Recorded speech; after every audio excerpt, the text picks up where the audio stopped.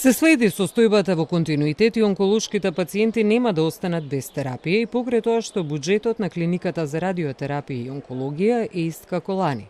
Смирува првиот човек на Фондот за здравство Сашо Клековски. Ние знаеме дека од 80 лекови вкупно кои се достапни, 4 се поради една или друга причина подолг период недостапни, тоа се поевтините цитостатици за кои генерално нема интерес од дистрибутерите да ги носат во земјата. Се прават анализи во онкологија и во фондот до каде потрошувачката на лекови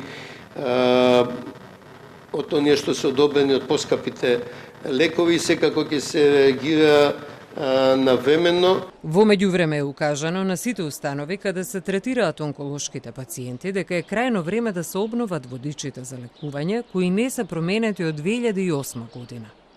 Во консултација е вклучени 5 центарот каде е значително зголемен бројот на снимки за соодветно да се следи употребата и ефикасноста на терапијата.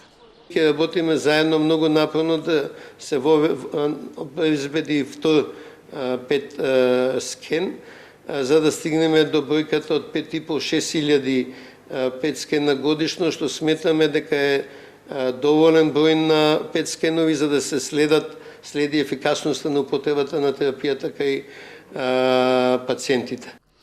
Здравствениот систем и понатаму се соочува со недостиг на патолози вон Скопје. На 2 обновени огласи за 5 патолози не се пријавил ниту еден кандидат. Сепак и покрај ваквите ограничувања со кадарот, во 2025 во земјава се направени над 20.000 хистопатолошки анализи.